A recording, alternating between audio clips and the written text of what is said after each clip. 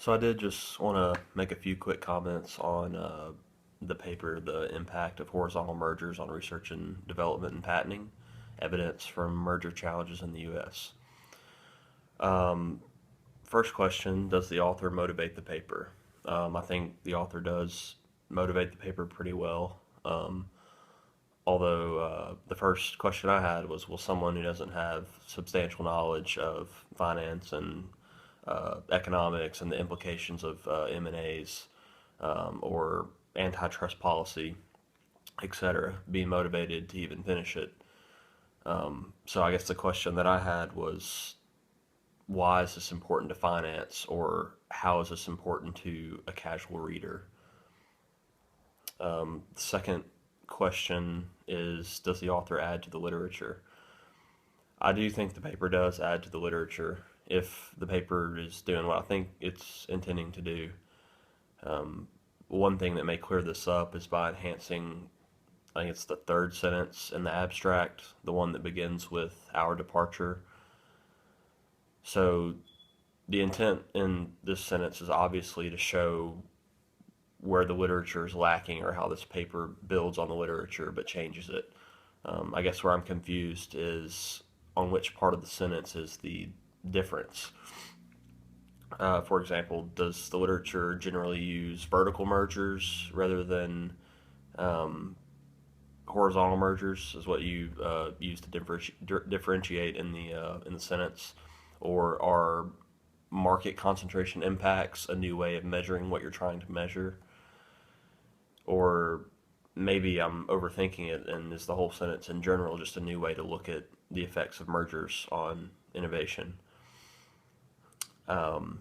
But yeah, in general, I do think it does add to the literature. My opinion on how the authors laid out the hypothesis. So I think in general the hypothesis is laid out very well. The methodology is mentioned more than once, which is helpful. The repetition helps you kind of get into a mindset as you comb through the paper. And obviously, you're using difference in difference approach and propensity score matching methods. If I recall correctly, most of the economic papers that I've read throughout this program jump right into the methodology right off the bat. Um,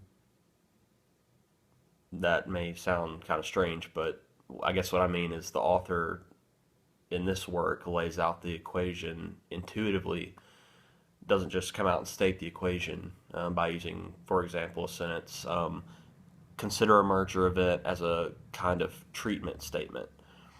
If someone that didn't know how difference in difference or propensity score matching worked were to read this, the intuitive explanation that the author provides helps to make it a little bit more clear. Um, but yeah, I think the hypothesis is laid out quite well. Am I comfortable with the data, in particular that it is not biased? So I'm not sure if it was on purpose that the data was used up to 2008 because of the crazy market activity that occurred in the financial crisis, and more than likely the improbable characteristics of M&As that were occurring during that time. But that probably works out well, that was kind of a stopping point for the data. I'm pretty comfortable with the data independently, but as the author starts explaining the various characteristics of groupings that weren't included for one reason or another, I get even more comfortable that this is pretty substantive and well thought out. For example,